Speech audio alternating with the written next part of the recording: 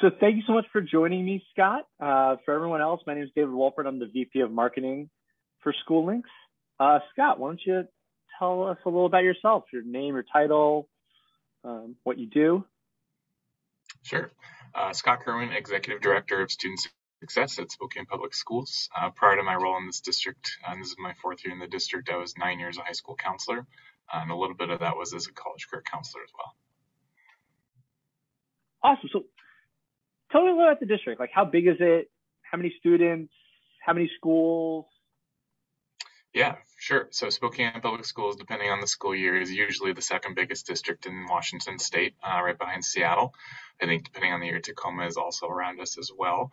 But we're on the east side of the state, and so we're pretty close to the Idaho Panhandle. And we have 50 schools, about 32,000 students depending on the year as well. And we're really proud of the work we do in this school district, and I would say that a large part of our focus is on being informed by our community and centered on our students. So that's awesome. And do you have a team at Spokane? Because it sounds like you have a lot of responsibilities there. Yeah, I dip into a lot of different projects and departments, and so part of my role in college and career readiness is really a K-12 approach, and so we have a lot of events and processes with our school counselors, and I have a half-time counselor on special assignment who helps me with logistics on those programs. She also works for the AVID department and CT department as well. And then I also have a data analytics department of programmers and data analysts that help us make all the data digestible and tangible for our building principals to make sure that we know what we're doing and that we're informed on our practices. Sounds like a lot of work for you and your team. But it's great that you're, kind of a data forward district.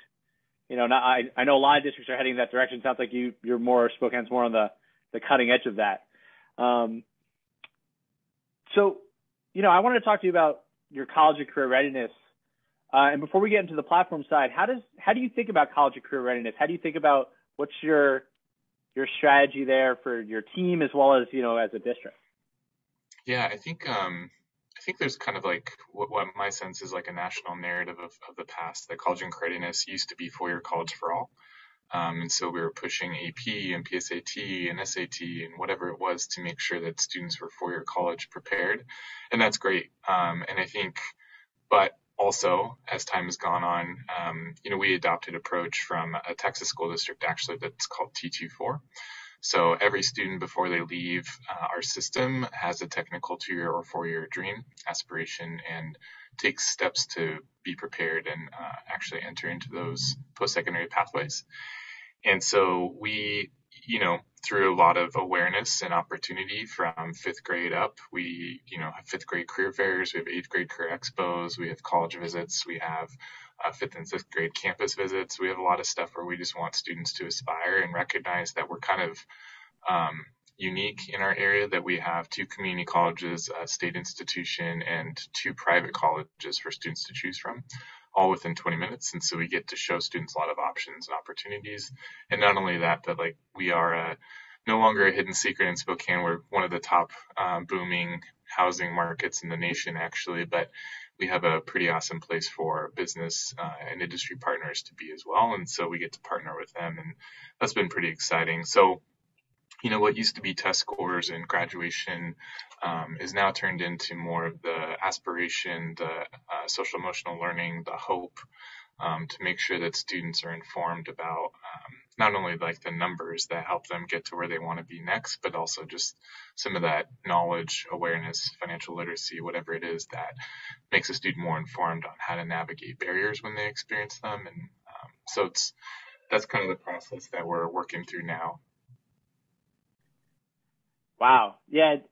I never feel old, and then I talk to customers like you, and I'm always like, wow, high school or just school in general has changed so much.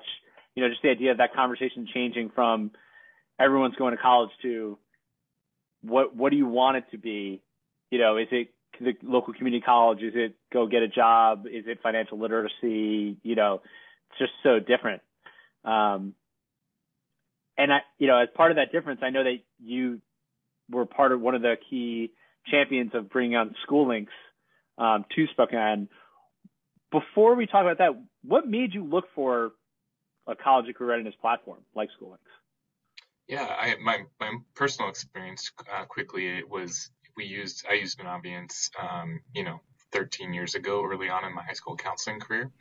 And it was great, and it was like the platform at the time. And then fast forward to me coming into the district about 10 years later, and it looked exactly the same. And so when I came in and started talking to my predecessor who was helping me onboard into the district, she was saying it's been a challenge with Naviance that only a couple schools use it. They were schools that were higher, college access, higher kind of socioeconomic status, and so they used it, and other schools didn't, and that was a problem from a matter of, like, again, access and opportunity for students to feel empowered and knowledgeable about their future options. And so we were in our last year of the Naviance contract and ran an RFP, of which SchooLinks, Zello, Naviance, and Zap were finalists for demonstrations. And thankfully, we included a student in the process because, I think adults sometimes make decisions for students without consulting them.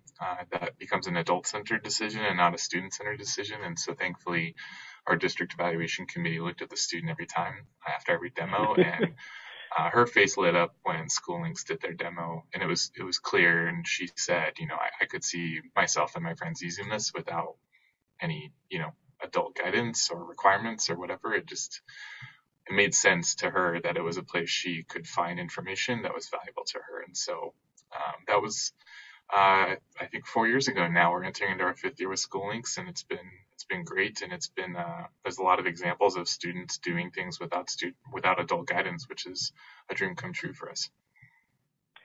That's amazing. I mean, I haven't heard of many other districts actually including students like that in the evaluation process. How did you choose the student? How did you convince other administrators that you wanted to include a student? Like, just talk about that for a second. That's really interesting. Yeah, I think there's a national kind of like narrative that student voice should be represented.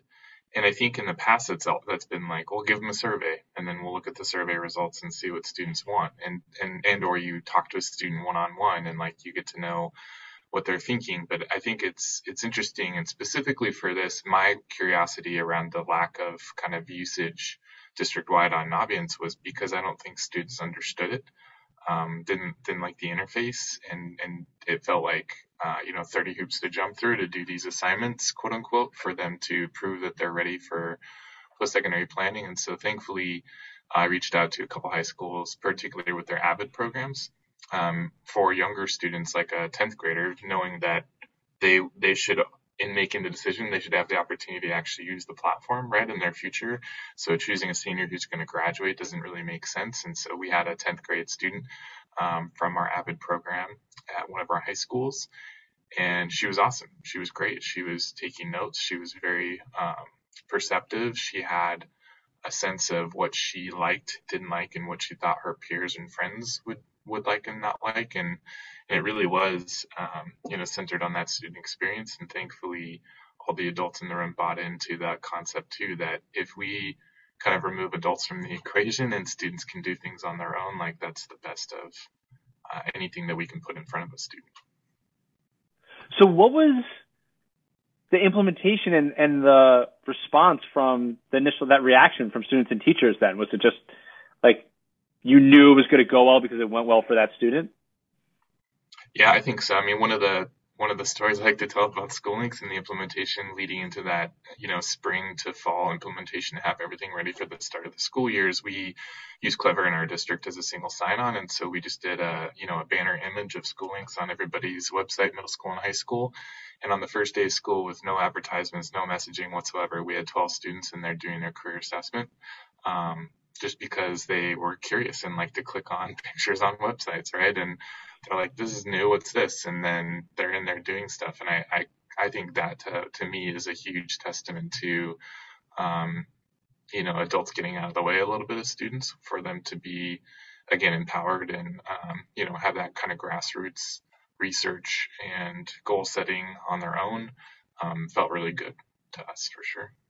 And so so it sounds like that initial reaction was amazing. In terms of the staff, was it more an uphill, or was it just as easy? Because it sounds like you had the student adoption right away, and so therefore was the teacher side and the staff side just as easy? In my head, it should be.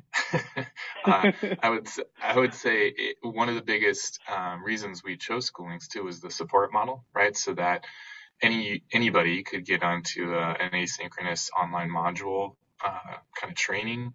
That it's not a huge 3-hour training. You can choose the elements of SchooLinks you want to learn about. There's the support articles in the help center. There's the live chat that they can access. And so to me, it should be just as easy for teachers, and yet teachers really want to know on the granular everything a student sees, right? And everything that a teacher would see for setting goals, setting to-dos, checking completion. And so some teachers felt like it was, one more thing, a new thing, and I need training, and it's something new. But the group that we really tried to leverage was, we have an 8th grade class called College Career Life Readiness, CCLR, and every 8th grader takes it for a semester. And so those teachers have SchooLinks as part of their curriculum, and they were kind of the champions, the early adopters, and they got to learn and share out ideas with each other on how to navigate it with students. And they, from the first year to the second year, felt extremely comfortable because they got in there, they got to see what students do, they built a support structure for each other. I helped them try to do lesson planning and scope and sequencing. And since then it's been like crickets, because their kids have the highest usage. It's part of their class, and they're really comfortable as teachers, so that's been awesome too. Wow. So I was going to ask, what kind of success have you seen kind of after these 4 years? But you may have just kind of answered that a little bit. I mean, it sounds like that over the last 4 years, you've driven that student adoption. You have this champion group of teachers that seems like is getting even more teachers and students on board. Is there anything else that you really, is that the right way to kind of summarize it for how you think it's gone? Yeah, I think the first couple of years, the huge focus was at 8th grade level, right? Because it was a part of their class. And then obviously the 12th grade college application transcript delivery kind of workload was a huge priority too. And that went really well.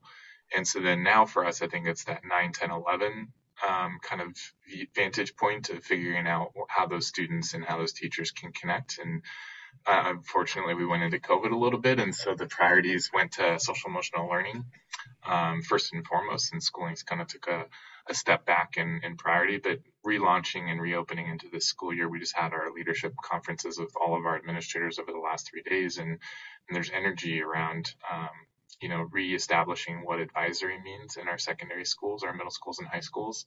And part of that is SchooLinks, right? And part of that is on my end to convey some of those post-secondary enrollment rates, right? And FAFSA rates, and how we can do more to inform students with SchooLinks to make sure that they understand those vital steps to get to their next destinations. Again, understanding that there's multiple pathways, multiple backup plans that can get them there. And so we really want to push hard on that 9, 10, 11 grade band this next year and years beyond to make sure that our students have, again, that access and opportunity and information that's going to be really, really vital for their futures. What would you tell a district? What advice would you give to a district who is considering bringing on a college and career readiness platform like SchooLinks? Yeah, I would say universally in the past, older kind of models, right, where it was doing packets in classrooms to be, career prepared or college prepared, that I would kind of ask, how do you know what you know about your students? And I think more and more to our earlier point, right, that more districts are focusing on data as part of key performance indicators, again, that future readiness, what leads to higher graduation rates and higher post-secondary enrollment rates. And I think SchooLinks is able to be an amazing partner on that because they're so data-centric, they're so student-centered in their navigation and adult navigation that allows districts like ours to be able to ask those questions well, what if we did a little bit more in 10th grade with these assignments or these lessons? Could that lead to better outcomes for students going into their junior and senior years. And I think we wouldn't be able to ask those questions and be able to actually see data if we didn't have a partner like SchooLinks. Thank you so much for those kind words. It's really great. Thank you so much for this interview. I know you're very busy, but thank you for taking the time to talk with us and share your story and share what you and your team in Spokane is doing with SchooLinks. And we're really excited to be partners with you as well. Yeah, thanks for your time too.